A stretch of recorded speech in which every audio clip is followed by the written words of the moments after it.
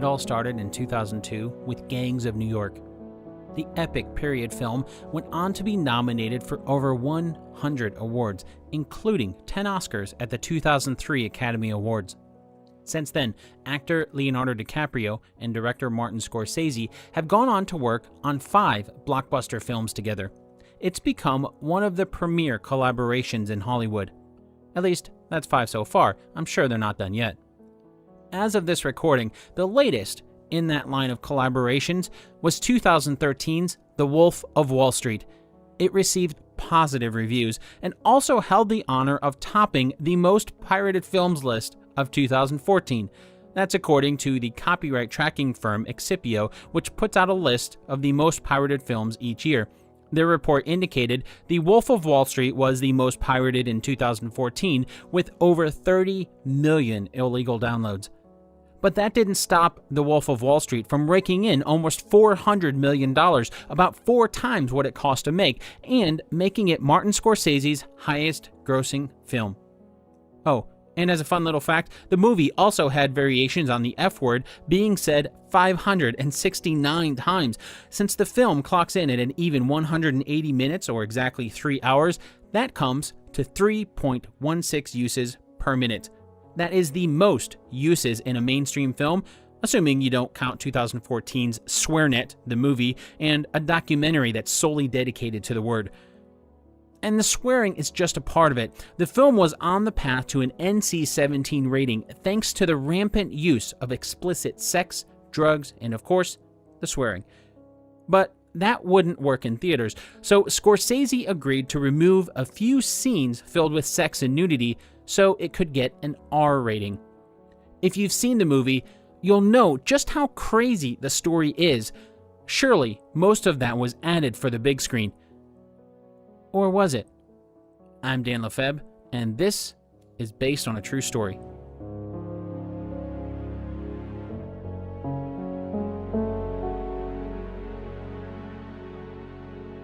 Before we jump into today's story, I wanted to let you know that this show is supported by listeners just like you. And if you want to support this show, you can do that over at Patreon. If you're not familiar with Patreon, it's a third-party website that lets you directly support content creators like me. You can sign up to be a patron of the show over at patreon.com/basedonatruestory. There's no obligation, and whatever you can offer goes a long way to making sure I can continue to pay the numerous costs of the show and continue providing what you hopefully find as quality content.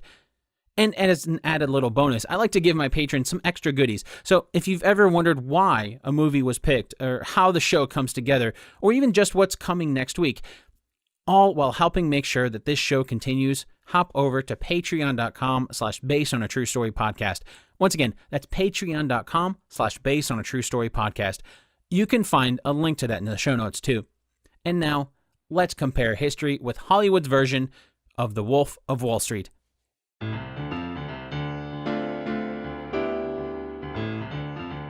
The Wolf of Wall Street tells the story of Wall Street broker Jordan Belfort, who's played by Leonardo DiCaprio.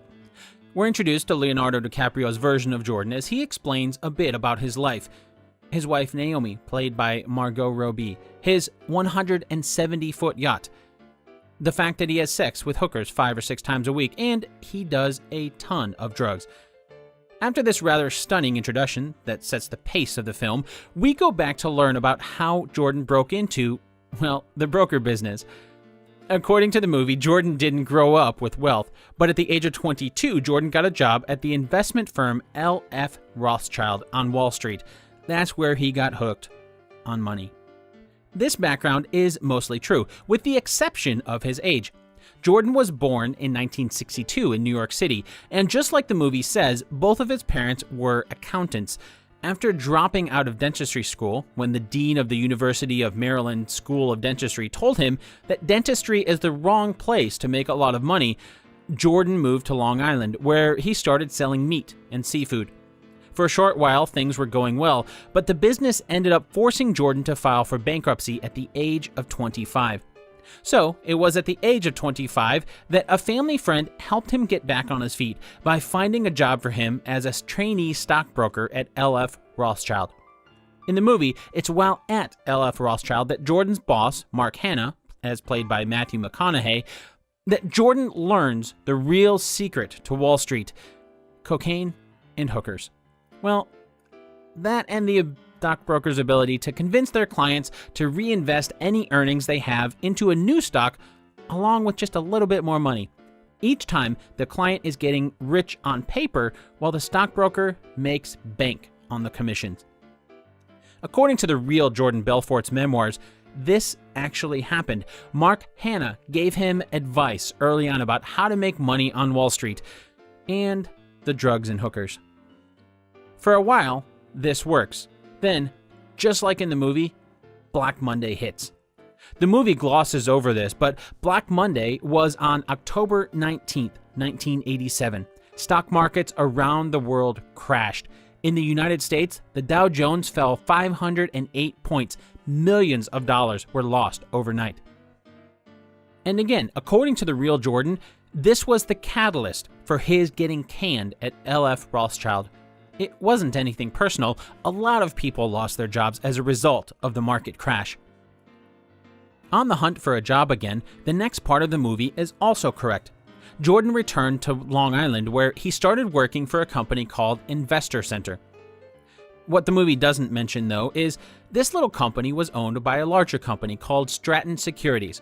So while the movie does mention Jordan going off on his own to form Stratton Oakmont, it wasn't quite the startup like the movie implies. Instead, after a year of working at Investor Center, Jordan earned enough to buy out Stratton Securities, and that's how Stratton Oakmont was formed. Just like in the movie, Jordan hired a bunch of his friends to be his first stockbrokers. Although the whole "sell me this pen" stereotypical salesman technique wasn't something that Jordan did, that was added for the movie. In the movie, one of those friends is Donnie Azoff, played by Jonah Hill. The two meet in a diner after Donnie noticed Jordan's nice car and asks him how much money he makes. Donnie was so impressed by Jordan's making $72,000 in the last month that he immediately quit his job and went to go work for Jordan. That did not happen. In fact, Donnie Azoff is not a real person. Donnie is a composite character, but the majority of his character in the film was based on Danny Perush. In real life, Danny met Jordan through his wife. Oh, but Danny's wife was his cousin, just like Donnie's wife in the movie. Stratton Oakmont grew fast, just like the movie indicated. In the movie, there's a moment where Forbes does a profile on Stratton Oakmont. Leo's version of Jordan is upset that Forbes calls him, quote, a twisted Robin Hood, end quote, and they come up with the nickname the Wolf of Wall Street. Forbes did do a profile on Jordan. The Forbes article came out on October 14th, 1991, and Forbes staff writer Rula Khalaf did call him, quote, twisted Robin Hood who takes from the rich and gives to himself and his merry band of brokers, end quote. But the article did not come up with the Wolf of Wall Street moniker. According to the Forbes article, Stratton, quote, specializes in pushing dicey stocks on gullible investors, end quote. Back in the movie, it's about this point that Leo's version of Jordan meets Naomi, played by Margot Robbie. And it's about this point that Leo starts thinking of divorcing his then wife, Teresa. In the movie, Teresa is played by Kristen Milioti. That's true, although the names were different in the movie than in real life. Jordan's first wife was named Denise Lombardo, and Jordan was married to her from 1985 to 1991. Jordan divorced Denise after he met Nadine Caridi at a Stratton Oakmont party, and that same year, Jordan and Nadine were married. In the movie, Jordan's wedding present for Naomi is a 170-foot yacht, which he calls the Naomi after her. This is true, although since Jordan's second wife was named Nadine, the boat wasn't called the Naomi, it was called the Nadine. But their marriage was far from a happy one. After the honeymoon phase, the movie shows Jordan's typical morning ritual. Fight with Naomi about whatever he did the night before, go in the steam room to get the drugs out from the day before, and finally assess the damage and seek to make up with Naomi. These specifics were taken straight from the real Jordan's book. The scene where Naomi spreads her legs open and tells Jordan he won't be getting sex for a long time, only to find out she's in full view of the security tape. According to Jordan, that's true. Back at the office in the movie, one of the craziest scenes for Donnie is when he eats the pet fish from the Silicon Valley guy, Thomas Middleditch. He plays Hooley's co-founder, Richard Hendricks, in Silicon Valley. Okay, so The Wolf of Wall Street was released the year before Silicon Valley came out, and in the movie, Thomas obviously wasn't playing Richard Hendricks. In the movie, he's actually credited as, quote, Stratton broker in a bow tie, end quote. But he'll always be the Silicon Valley guy to me. Okay, so anyway, Jordan Hill's version of Donnie swallows the Silicon Valley guy's pet fish and then fires him. Amazingly, this is true. Well, at least Danny Perush claims it's true. If you remember, Danny is the guy that Donnie's character was mostly based on. We don't have any other proof of this other than Danny's word, so I guess we'll just have to take him for it.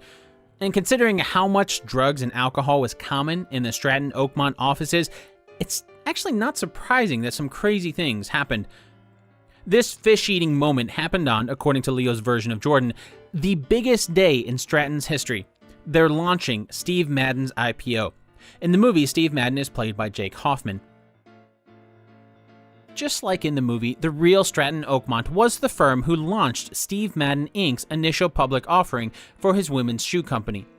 And just like in the movie, Steve was a childhood friend of Danny Perush, the guy who Jonah Hill's character is primarily based on. The movie doesn't really mention this, but the real Steve Madden was tangled up in the Stratton Oakmont scheme. In 2002, he was convicted of stock manipulation, money, and securities fraud. Before he went to prison, though, Steve resigned as CEO of Steve Madden Limited, and then he accepted a position at Steve Madden Limited as a creative consultant for a handsome salary of $700,000 a year. He was sentenced to 31 months and still drew that salary while he was in prison. But that's after the events in the movie. Back in the movie's timeline, after the IPO of Steve Madden's company, the FBI is starting to put things together. Agent Denham, played by Kyle Chandler, starts to catch on to the illegal behavior of what's going on at Stratton Oakmont. He even meets with Leo's version of Jordan on his yacht, the Naomi. That did not happen, and as you can probably guess, Agent Patrick Denham is another fake name. In truth, the agent at the FBI who was tracking Jordan Belfort was FBI Special Agent Gregory Coleman. Knowing the FBI is investigating him, in the movie, Jordan decides to start hiding his money. He's going to do this by moving it to a Swiss bank account. To get the cash to Switzerland, he needs someone with a European passport. And he finds someone in Naomi's aunt, Emma, who is played by Joanna Lumley. But there's way too much cash for one person to take, so they need more, and they go with Jordan's drug dealer's wife, Chantel, a stripper born in Switzerland. The drug dealer's name is Brad, and he's played by John Bernthal, and Chantel is played by Katerina Cass. The names are changed. For example, Brad is based on the real Todd Garrett, a drug dealer who provided Jordan with Quaaludes. But the basic gist of this whole scheme is pretty accurate, and Emma was actually named Patricia. But this is how the real Jordan moved his money to Switzerland. Oh, and while the details of the argument in the exchange are fictionalized, just like in the movie, Jordan's drug dealer friend Brad botched a money handoff with Danny Perush. The FBI, meanwhile, is getting closer. As a quick side note, the private investigator in the movie, Bo Dietl, is actually played by himself, and that's the real PI that the real Jordan Belfort hired to try to find out what the FBI was investigating. In the movie, Bo warns Jordan that his home is tapped, and after taking an obscene amount of lemon 714 pills, he drives his Lamborghini Countach from a country club to his home. Then Leonardo DiCaprio and Jonah Hill proceed to have the slowest fight in movie history. It's pretty funny to see. And again, the details weren't quite that way, but the basic gist of this is true. For example, according to the real Jordan Belfort, it wasn't a Lamborghini, but a Mercedes that he drove while high on expired Quaaludes. Oh, and if you're like me and you're not really familiar with what Quaaludes are, that's a brand name of a methaqualone drug. It's a sedative drug that's used to treat anxiety. It's also incredibly addictive. Well, not related to this at all. In 2015, comedian Bill Cosby admitted to drugging women he wanted to have sex with using Quaaludes. Leo's version of Jordan in the movie is shocked when he sees the banged up Lamborghini. He's amazed he didn't get hurt. He's amazed he didn't hurt anyone else. That is not true. he did hurt someone else. While the real Jordan couldn't recall this happening because he was so high, while driving his Mercedes, he caused a head-on collision that sent the driver of the other car to the hospital. Fortunately, she ended up being okay. In the movie, while Leo's version of Jordan has taken the yacht to Italy, they find out Aunt Emma has passed away. Naomi is grief-stricken, and you can tell Jordan is also sad, but for a different reason. What about the $20 million Aunt Emma has in her Swiss bank account for him? This actually happened. Patricia passed away while Jordan's money was still in her name in Swiss banks. And just like in the movie, the real Jordan convinced the boat's captain to go through a storm in the Mediterranean Sea. And again, just like in the movie, the storm won. The Nadine sank off the coast of Italy, and the passengers and the crew had to be rescued by an Italian Navy helicopter. According to the real Jordan Belfort, there was one thing the movie got wrong here, though. The helicopter on the yacht didn't fall off on its own. They had to push it off to make room for the Italian Navy chopper to lower a commando to rescue them. Why was it an Italian Navy commando rescuing them? Jordan didn't ever say. In the movie, things started to fall apart for Jordan when he gets arrested while filming an infomercial. That didn't really happen. Well, not during the filming of an infomercial, but Jordan did get arrested. It was FBI Special Agent Gregory Coleman who had been tracking Jordan for over 6 years before he finally made his move. While the movie made it seem like Jordan had met FBI Agent Denham, in truth, Jordan didn't meet the FBI agent after him until Agent Coleman showed up at Jordan's home to arrest him. Faced with decades in prison, Jordan is offered the chance to cooperate in the movie. And, just like in real life, he agrees to cooperate.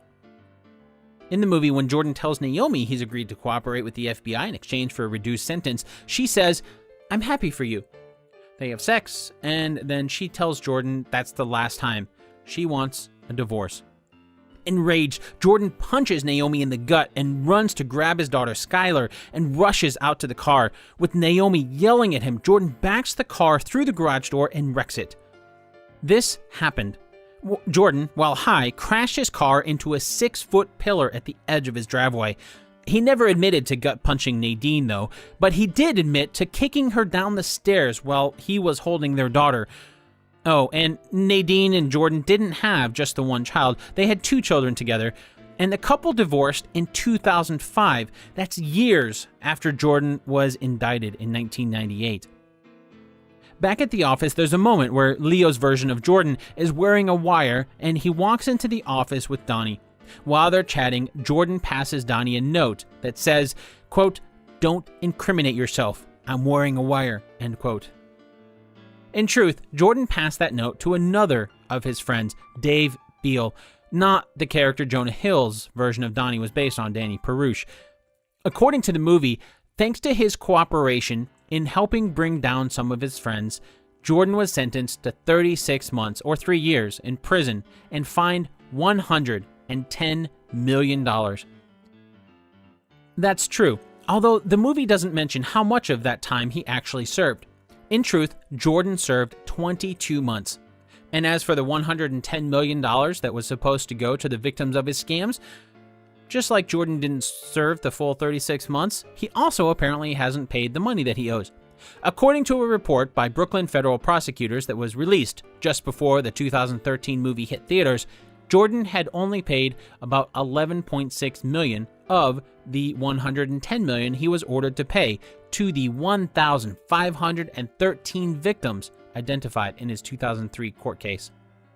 Oh, and $10.4 million of that $11.6 was money that they seized from court-ordered property forfeiture. Oh, and the same report also indicated that Jordan had made over $700,000 from the book deal for The Wolf of Wall Street, which was the book that the movie was based on. He wrote the book while he was in prison during those 22 months, and after his cellmate, the comedian Tommy Chong, encouraged him to write about his crazy stories. Then he made another $125,000 from the movie producers for the rights to turn the book into a movie. But according to Jordan's lawyers, he's made, quote, repeated efforts over the last 2+ years to pay 100% of the profits of the movie and the 2 books, end quote. That's the last 2 years being the 2 years before the report came out in 2013. So, I don't know, Jordan's been trying to pay, but maybe the payment system for the government wasn't working. This is a perfect example of a story where it's one side saying one thing and another side saying something else. The tricky part here is that you have the government on one side and Jordan Belfort on the other. Neither of them are known for being very honest. In the meantime, while Jordan and the US government can't agree on whatever it is they're arguing over these days, the victims of Jordan's scams aren't seeing any of what they've lost while Jordan lives a life of comfort. But Jordan has replied to the accusation that he hasn't paid his debts. In an article on the New York Daily News website, Jordan is quoted as saying, quote, "When I saw the deadbeat accusation, I almost started crying. I can't believe something like this is happening in America," end quote. Today, Jordan Belfort runs a motivational speaking company, just like you see at the end of the movie. In fact, the guy who introduces Leo's version of Jordan at the very end, that is the real Jordan Belfort.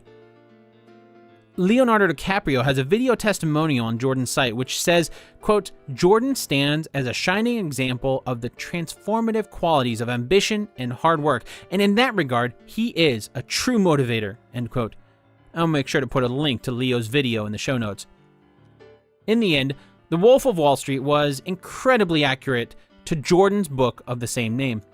A lot of what was said, we can only rely on the word of those who were there, people like Jordan and Danny.